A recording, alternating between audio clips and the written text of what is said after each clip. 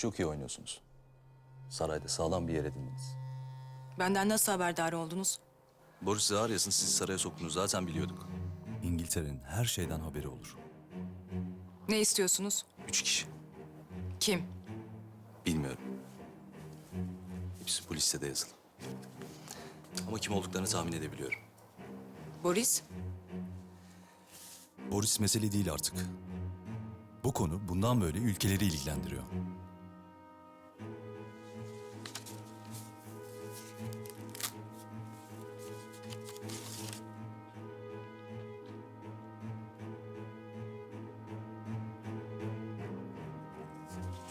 Ya yapmazsam? Saraya sizin bir katil, bir sahtekar olduğunuzu haber vermekten başka çarem kalmayacak. 150.000 alsın. İş bitince. Bu kadar büyük bir beladan nasıl kurtulacağım? Sana bu görevi verenler seni saraydan nasıl çıkaracaklarını da planladılar. Anlatayım, dinle. Boris Zaharyas hakkında iddialar düştü. Lakin o korku onun yüreğine yerleşti bir kere. Bundan sonra Daha tedbirli olacaktır. Hal böyleyken biz de onun kadar tedbirli olacağız. evet Mustafa, sen mütalalaya başla. Müsaadenizle. Müsaade senin. Öncelikle bakalım elimizde ne var. Emir'de ilk olan Bekri var.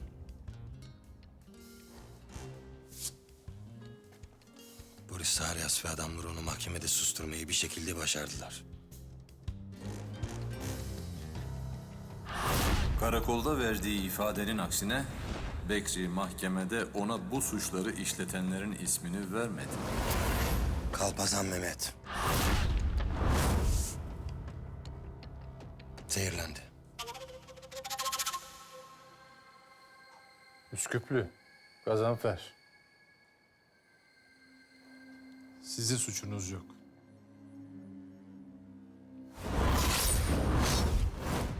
Şeytani bir planla Mehmet'in kullandığı kağıtların onu ölüme götürecek zehirle hazırlandığını bilemezdiniz.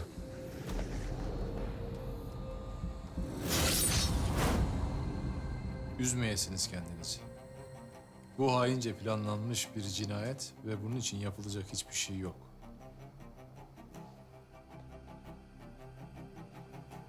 Üçüncü olarak elimizde Hamdi Ağa var. Kadı efendi, eğer bu bir sorguysa buyurun kadılığa gidelim. Ama bildiklerim de, söyleyeceklerim de bunlardır.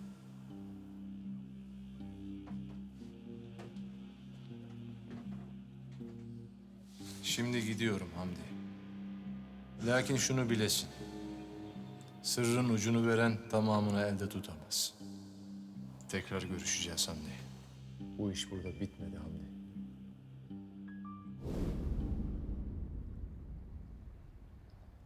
Birçok vakada bize yardımcı olan, karakol baskınında canını ortaya koyan Hamdi Ağa iş Boris'e gelince mi taş kesiliyor? Boris Zaharyas Hamdi Ağa'nın ipini tutmayı iyi başardı. Demek ki o ipin üstünde onları birbirine bağlayan gizli bir düğüm var. Ama ne? Sırlarımız bizi birbirine bağlıyor Hamdi. Senin sırrın, benim sırrım. Velhasıl kelam, elimizdeki şahit ve delillere baktığımızda şunu görüyoruz. Hiçbir şey. Bu şerefsiz Rıza'yı konuşturalım. Nasıl konuşturacaksın? İşkence mi yapacaksın? Velev ki yaptın, konuştu. Mahkemeye gelince tersini söyleyecek. Artık tehlike daha büyük. Nasıl bir tehlike? Padişah Efendimiz bankayı Boris'e ve Süreyya'ya kurdurdu. Banka, devletin bankası. Ecnebi devletler ne sebeple olursa olsun Osmanlı'nın kuvvetlenmesini ve ayağa kalkmasını istemezler. Bugünden itibaren hedeflerindeki isim Padişah Efendimiz. Onu tahttan indirmek için ellerinden geleni yapacaklardır. Canına kastettiler bile. Maalesef devamı da gelecektir. Samimi kanaatimi söylemem gerekirse Boris Efendi, padişahın size banka kurma ruhsatı vermesine ziyadesiyle şaşırdım. Yaklaşan fırtınayı görememeniz ne acı. Fırtına mı? Padişah zekasını konuşturdu Esat Paşa. Yabancı ülkelerin müdahale etmesine fırsat tanımadan bankayı kurdurttu. Onlar da onu hedefe koydu. Padişaha yapılan suikast hakkında malumatınız mı vardı yoksa? Hayır. Sadece tarih okumaya çok meraklıyımdır. Bu topraklarda hangi padişah yeni bir hamle yapmaya kalksa ya katledildi ya tahttan indirildi. Gerçekten şeytanca bir plan. Biz İngilizlerin yıllardan beri iyi oynadığı bir oyun sadece.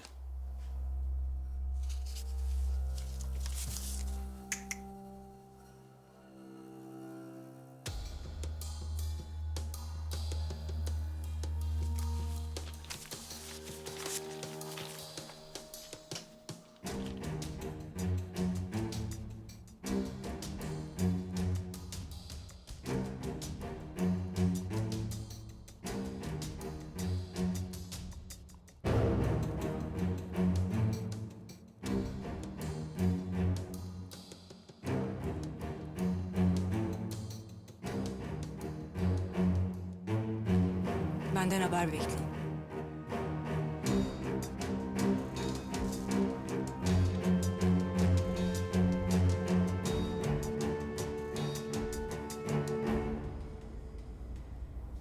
Kudretli bir padişah, kudretli bir Osmanlı demektir. Bu her zaman böyle olmuştur. Padişahın canına kastedilmesi çok büyük bir tezgahın parçası. Evet. Ve deniz bir kere kabardı. Artık hamleler azgın dalgalar gibi üzerimize gelmeye başlayacak. Ve hedefte biz de varız.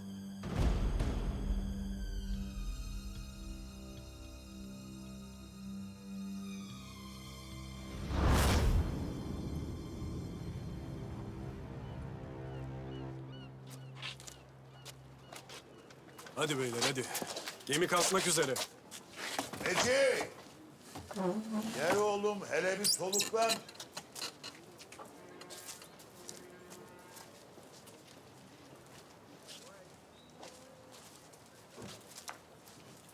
Eyvallah baba sağ ol.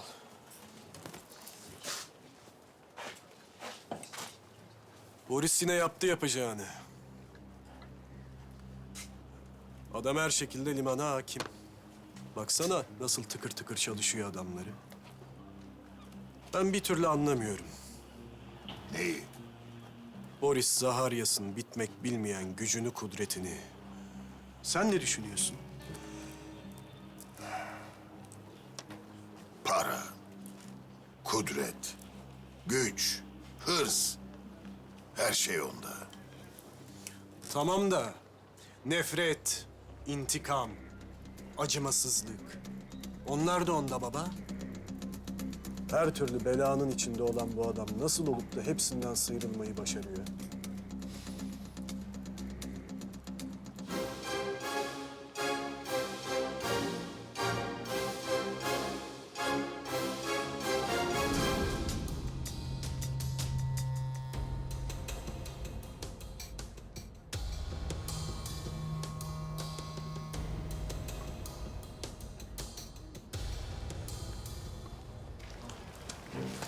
Sizi bu kadar çabuk beklemiyordum. Teklifinizi kabul etmeye karar verdim. Haberi hemen ulaştıracağım. Tam da öyle yapacaksınız.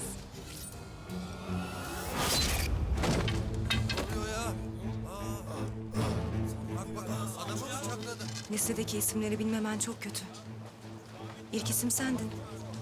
Sen ölünce bu işi kabul ettiğimi anlayacaklar.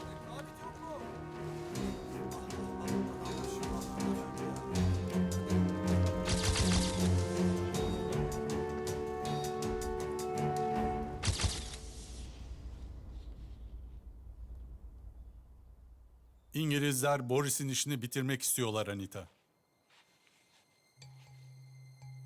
İngilizler, Fransızlar ve Ruslar. Onunla banka kurduğumuzu öğrenmişler. Boris'i uyarmamız gerekmiyor mu? Uyarmak mı? Bu ülkeleri karşımıza alamayız Anita. Henüz o kadar güçlü değiliz. Bugün Osmanlı'da kıyamet kopacak. Ve bu işin sonu bize asla ulaşmamalı. Ne demek istediğimi anlıyor musun? Doğru anladıysam, Boris...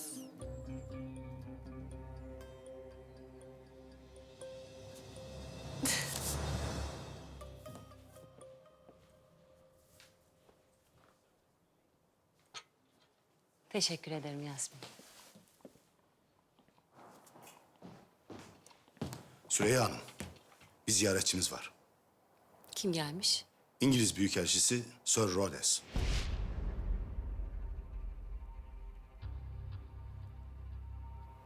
Alın içeri.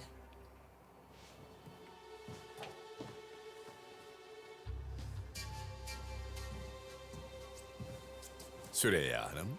Sir Rhodes. Buyurun. Hakkınızda çok şeyler duydum. Her duyduğunuza inanmadınız umarım.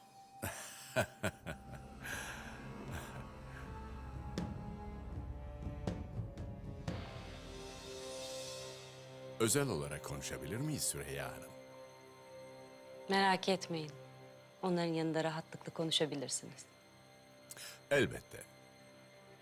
Sizinle konuşmak istediğim husus Süreyya Hanım. Devletin Bankası. Doğru. Müsaade ederseniz hemen konuya girmek istiyorum.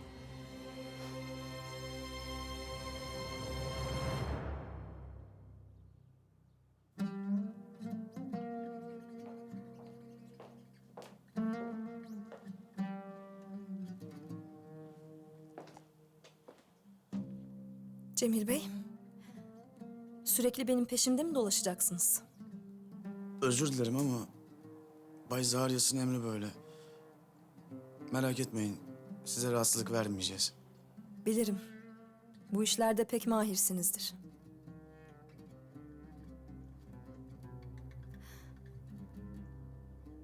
Bir şey sormak istiyorum.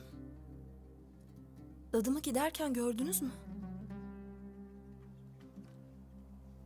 Evet, Bursa'ya ailesini ziyarete gitti. Ona arabalarımızdan birini tahsis ettik. Gittiği yerde mutlu olur inşallah. Bahçıvan bahçeye yeni çiçekler dikmiş. Halbuki ben dadımla birlikte dikecektim. Neyse, gidebiliriz.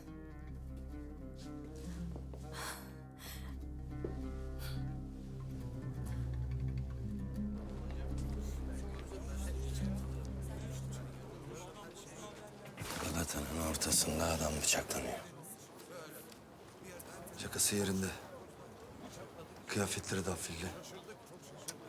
Bu adam sıradan biri değil Mustafa. Aynen öyle. Amirim. Üstünden çıktı.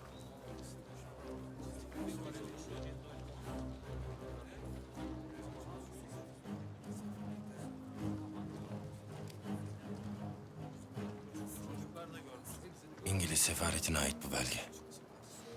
Gitmeliyiz Ali.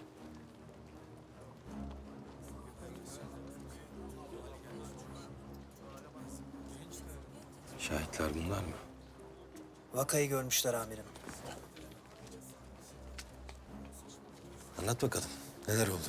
Bir kadın geldi. Biz de tam yoldan geçiyorduk. Ondan sonra Emin amcayı kalbinden bıçakladı.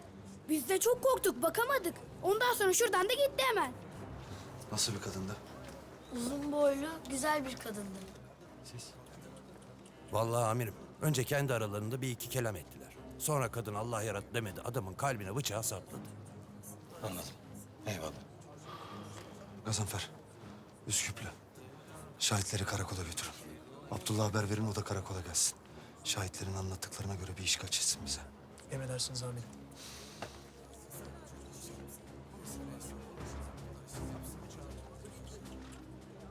Gündüz vakti Galata'nın ortasında bir adam bıçaklanıyor. Hem de bir kadın tarafından. İntikam mı Mustafa? Vallahi Ali, işin ucunda İngilizler varsa her şey muhtemeldir. İngiliz hükümeti bu bankayla yakın ilişkiler kurmak istiyor. Bankanın bütün hareketlerinden haberdar olmak istiyorsunuz. Doğru. Peki bunun karşılığında bana teklifiniz? Yanlış anlamayın Süreyya Hanım. Size bir şey teklif edecek değilim. Ticari filolarınız Asya'dan Avustralya'ya kadar iş yapıyorlar. Ekseriyetle üzerinde güneş batmayan imparatorluğumuzun nüfuz alanında. Eğer gemilerinizi limanlarımızda biraz daha fazla misafir edersek, zenginliğiniz Britanya İmparatorluğu'nun altında bir kar topu gibi erir. Ah siz İngilizler. Avlanmayı ne çok seviyorsunuz. Daha avınız menzile girmeden pusuyu hazırlamışsınız bile. Biz Osmanlı'nın banka kurması için biraz erken olduğunu düşünüyorduk. Daha doğrusu Osmanlı'nın banka kurmasını istemiyordunuz. Böyle de söyleyebilirsiniz. Ama Sultan bizden önce davrandı, bankayı kurdu. Süreyya Hanım, İngilizlerle işbirliğine girerseniz bunun karşılığını her zaman alırsınız. Evet. Tarihte böyle söylüyor zaten. Söylediklerimi bir kez daha düşünmenizi tavsiye ediyorum Süreyya Hanım. Sir Rhodes.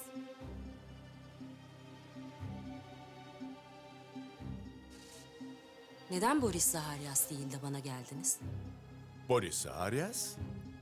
O da kim?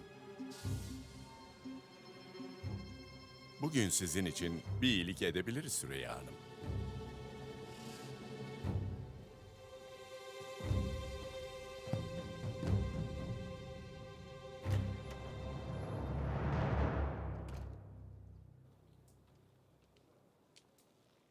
Hakkımda ne düşündüğünüzü gayet iyi biliyorum Kadı Efendi. Ama hem bu bankanın hem Devlet-i Aliye'nin selameti için aramızdaki bu husumeti kaldırmanın vakti gelmedi mi? Siz önce bana gerçek hüviyetinizi ve niyetinizi söyleyin. Husumeti sonra görüşürüz. Ne söylememi istiyorsunuz Kadı Efendi? İşlemediğim suçları itiraf etmem mi?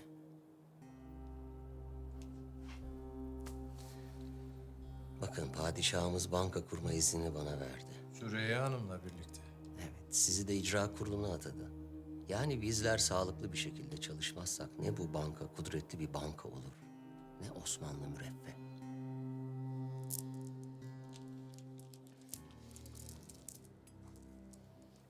Şunu iyi biliniz Boris Efendi. Gözüm hep üzerinizde olacak. Bundan daha fazlasını isteyemezdim zaten.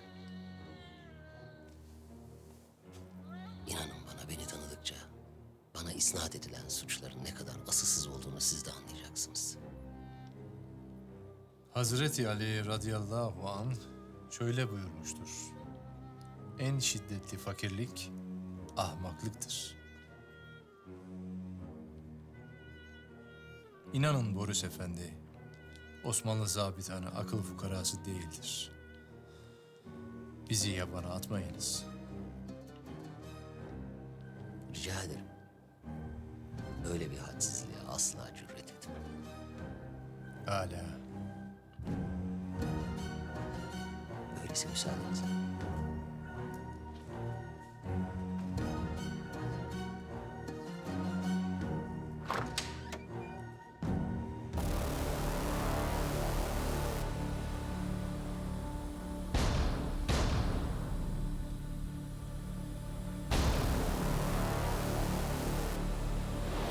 Üç kişi. Boris. Hepsi bu listede yazılı. Artık Peran'ın ortasında aldığın kişilerde cinayet işliyor Mustafa. Bu alelade bir cinayet değil. Bu işin içinde kesin başka bir bit yeniği var. Karakolda işgal çıkana kadar tahkikate başlamayalım. Gidelim Kadı Efendi'ye haber verelim. Bir de şu İngiliz sefaretini yoklayalım bakalım.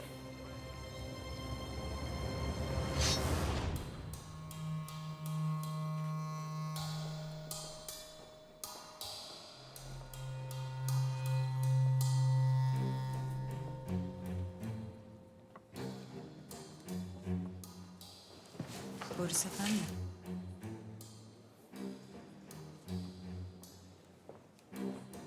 Ne işin var senin burada? Hayli vakittir sesiniz soluğunuz çıkmıyor. Merak ettim sizi. Burada olduğumu kimden öğrendin? Benim de dostlarım var Boris Efendi. Benimle birlikte görünmek istemenin amacı ilişkimizi deşifre etmek. Ama neden?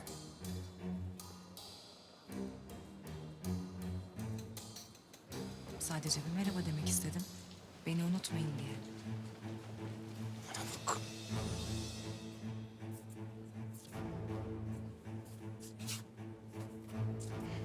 Gerçekten karakolun ortasında vukuat mı çıkaracaksın? Git hemen. Haber bekle benden.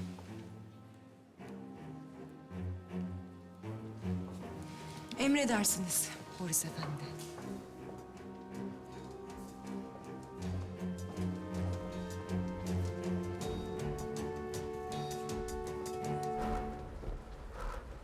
Kızım, tam vaktine geldin. İstediğin gibi. Evet ama daha fazla kalamayız. Artık hemen gitmemiz lazım. Lara kızım, seni böyle ayakta görmek ne büyük saadet. Teşekkür ederim.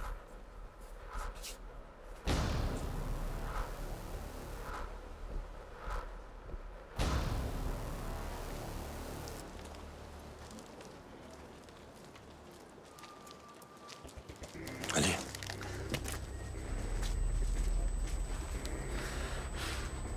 Sakin kardeşim. Geçecek. Benim. Mustafa. Böyle yapmış. Mustafa. O yaşamamalı. Onu öldüreceksin. Öldür onu. Ölmeli. Mustafa'yı öldür. Mustafa'yı öldür. Benim de Mustafa. Senin vazifeni yaptı. Düşmanım Mustafa. Senin ölmeli. Düşmanım Mustafa. Benim de ölmeli. Onu öldüreceksin.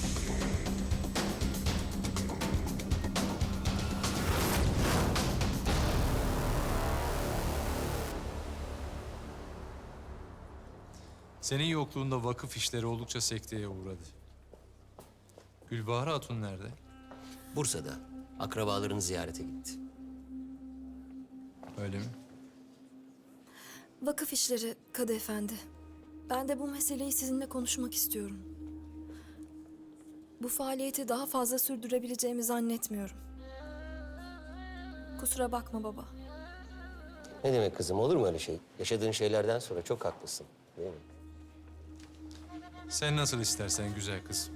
Kanaatin değişirse yerin her zaman hazır. He. Pera'da bir cinayet işlenmiş Kadı Efendi. Bir kadın İngiliz'in birini öldürmüş. Emredersiniz Boris Efendi. Benimle birlikte görünmek istemenin amacı ilişkimizi deşifre etmek. Ama neden? O vakit baba ben vakıf odasından eşyalarım... Daha sonra alırız. İyi çalışmalar.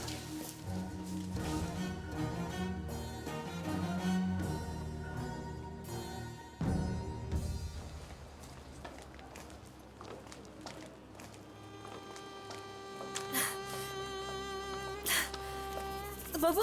Tamam.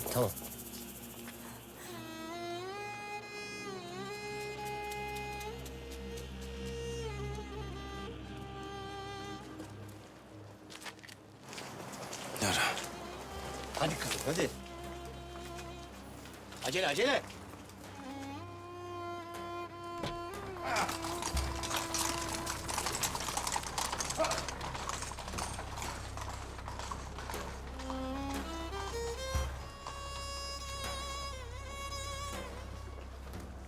Kardeşim.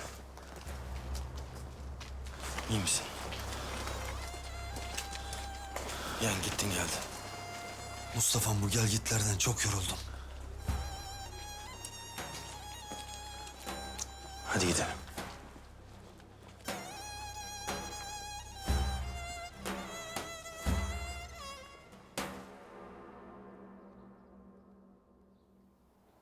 Boris'i takip ettiriyorsunuz değil mi?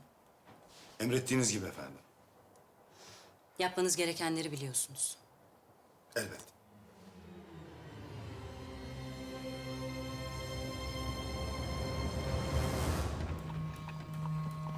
Baba ne oluyor? Bugün Büyükdere'den kalkan bir gemimiz var değil mi? İtalya'ya gidiyor. Evet Boris Efendi, Cenova'ya. Güzel. O gemiye biniyoruz. İtalya'ya mı gidiyoruz? Yara! Düşünebilmem için izin verir misin lütfen?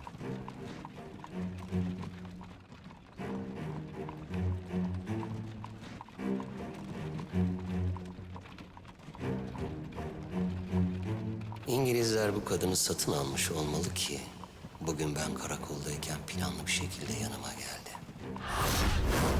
Emredersiniz Boris Efendi. Benimle birlikte görünmek istemenin amacı ilişkimizi deşifre etmek ama neden? Benim de dostlarım var Boris Efendi. Bera'da bir cinayet işlenmiş Kadı Efendi. Bir kadın İngiliz'in birini öldürmüş. Ve deniz bir kere kabardı. Artık hamleler azgın dalgalar gibi üzerimize gelmeye başlayacak. Ve hedefte biz de varız.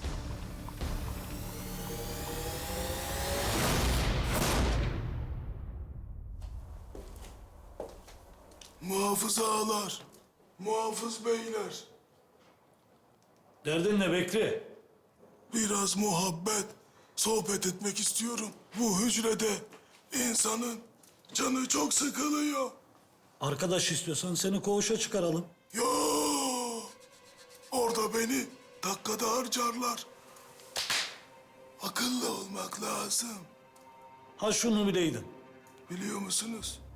Mahkemeye anamı getirdiler.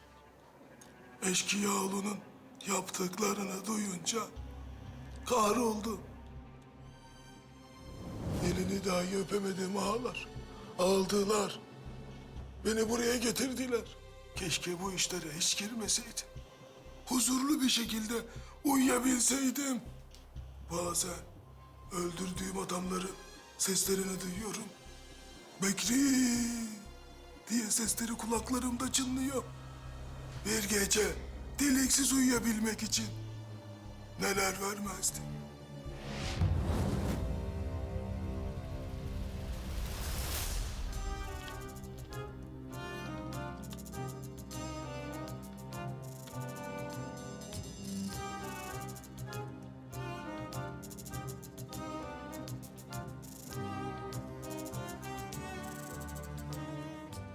Bu değil. Değil. Bunlar ne Abdullah Efendi? Bunlar benim icadım. Ana bu da kendini Da Vinci zannediyor ha. O kim ki lan? Aşk olsun Zeyrek. Da Vinci gibi bir büyüğümüzü bu kadar muhterem bir şahsiyeti tanımıyor olman beni ziyadesiyle üzdü. Ya Allah aşkına söyle Çeyrek, çok merak ettim ya. Hem bu kadar çoluk çocuğun içinde beni rencide etme ya. Zeyrek, bak eşek geldin eşek gidiyorsun. Biraz oku. Bir daha benimle beraber dolaşma, tamam? Lan Çeyrek, sen de mi bilmiyorsun yoksa ha? Abdullah Efendi, şimdi dedin ki... Aha burun, aha göz, aha da dudak. Bunları ben icat ettim dedin. Gerçekten öyle mi? Yok paşa kardeşlerim. Buradaki tanıklarımız eşkali belirlemek için bu şekilleri seçiyorlar. Biz de onları yapıştırıyoruz. Eşkali böylece belli oluyor. Bak mesela burnu. Burnu kemerli mi? Gözleri Şeyla mı? Anladınız mı? Yok. Nasıl yani? Ya bunda anlaşılmayacak ne var? Böyle işte. İşte böyle. Bu. Mesela da bu.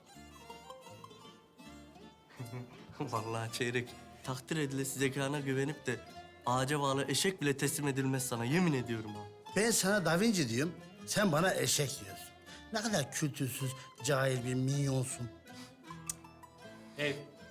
Paşalar, gelin size ben limonata ısmarlayayım. Hadi gelin. Şuraya oturun. Oturun oraya.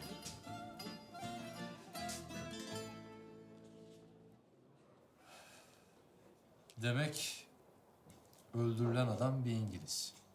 Evet hocam. Sefaretle ilişkili olduğunu düşünüyoruz. Kadın sokak ortasında bıçaklamış. Allah Allah. Ve yürüyüp gitmiş öyle mi? Aynen öyle. Abdullah eşkal üzerinde çalışıyor mu? İçeride. Şahitlerle konuşuyor. Hadi bir gidip bakalım.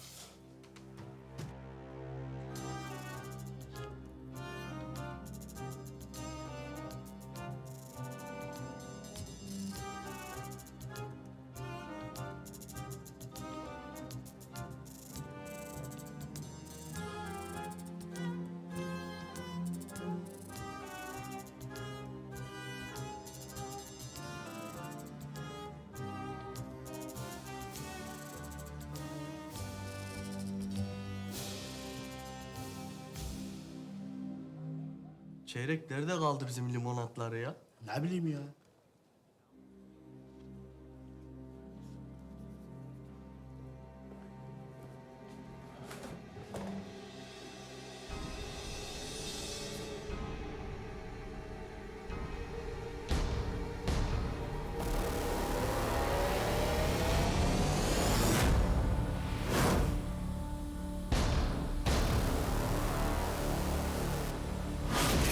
Emredersiniz Boris Efendi.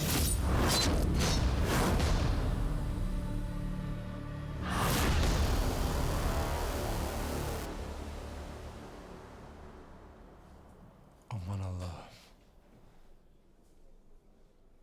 Tüm zabitler Boris Zaharyas'ı arayacak. Emredersiniz efendim.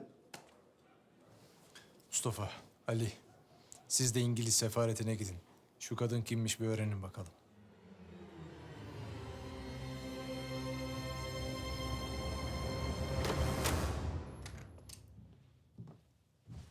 Hoş geldin. Hoş bulduk sultanım. Biliyor musun biz birazdan burada Şah babamla yemek yiyeceğiz. Biliyorum, yine baba kız baş başa. Evet.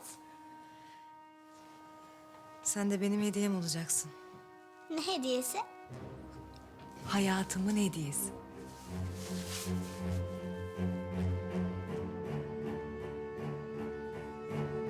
Sultanım, İngilizlerin yeni büyükelçisi Rhodes huzura çıkmak için ısrar eder. Haftaya müsait bir zaman tespit edin. Ne menem nifaklar taşıyor bakalım kursağında. Baş üstüne. Süreyya Hanım ve Boris Zaharyas gerekli altınların tamamını teslim ettiler. Banka için gereken sermaye emrinizde sultan. Âlâ. Âlâ paşa. Eğer bu konuda biraz daha tereddütte kalsaydık, ecnebi devletler bu işin önüne engel koymak için çırpınırlardı muhakkak. Padişahımız elbette en doğrusunu münasip görmüşlerdir. O zaman içerisinde verilebilecek en isabetli karardı diyelim. Milletimizin âli menfaatleri için. Haklısınız sultanım. Nefis cümleden edna, vazife cümleden âlâ paşa. Biz her zaman kendimizden önce bu Necip milleti düşüneceğiz. Haklısınız sultanım.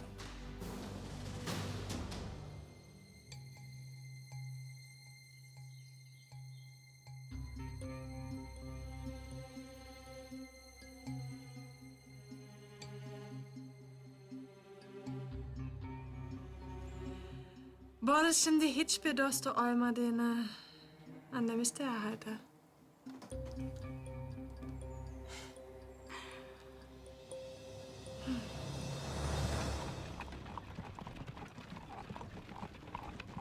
Baba.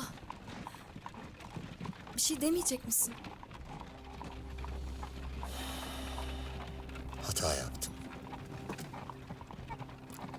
Birine güvendim. Ama o kişi bana ihanet etti. Ve beklediğim fırtına muhtemelen ilk önce beni vuracak.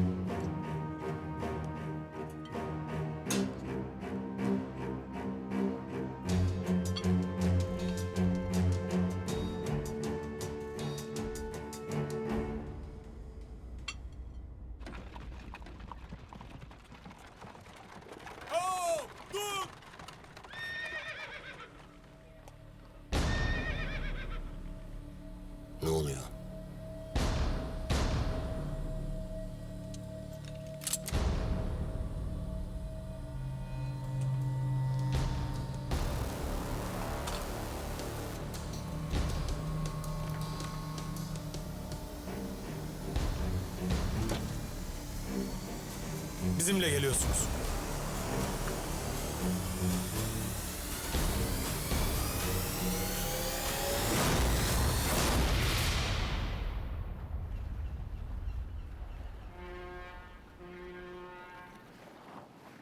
Gel.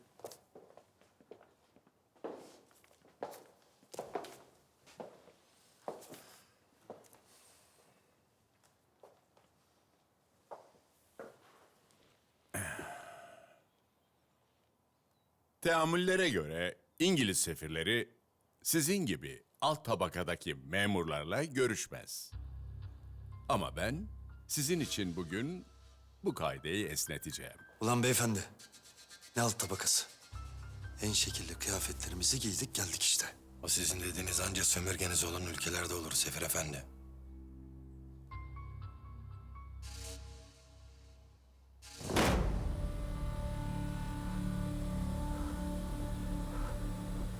Burası ders adet.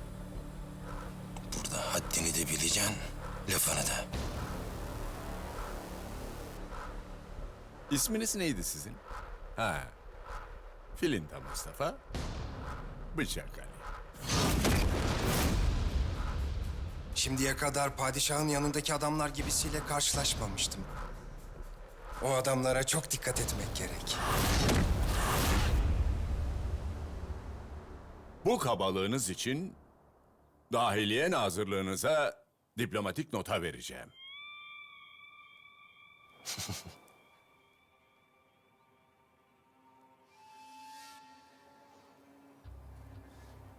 Benim boynumda ilmek var.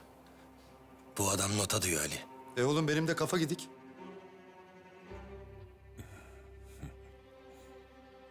Sadede gelelim. James Fleming, bir İngiliz. Burada çalışıyordu. Hayır, burada çalışmıyordu. O sadece gönüllü bir hizmetliydi. Sana demiştim değil mi? Kesin bunlarla ilgisi vardır diye. Sen de sazan gibi hemen oltaya atlıyorsun Sefir Efendi.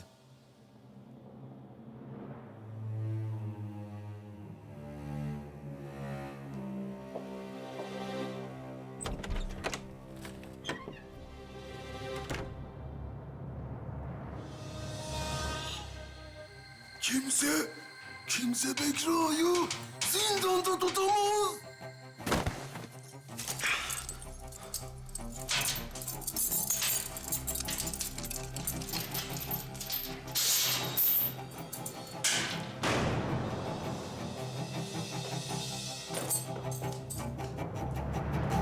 Ben senin ortağınım Boris.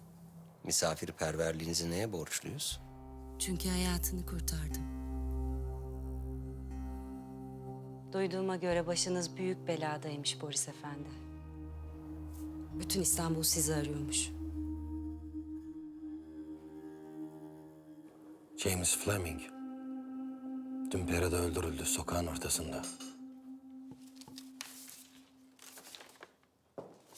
Bu kadın tarafından.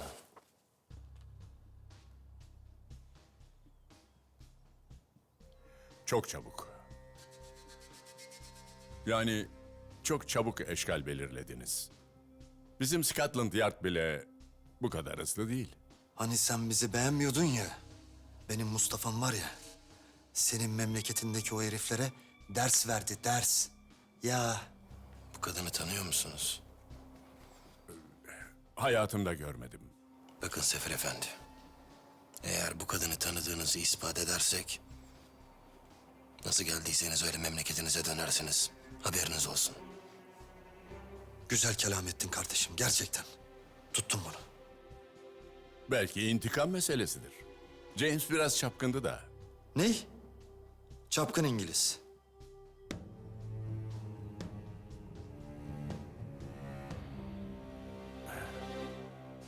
Mustafa'm, bu nota falan diyordu. Ne demek o? Zırvalamanın ecnebicesi. Habeste iştikal yani. Bir şey saklıyorsun değil mi Sefir Efendi? Yakında çıkar kokusu. Çıkar çıkar. Bu meseleyi çözünce tekrar görüşeceğiz. Unutma.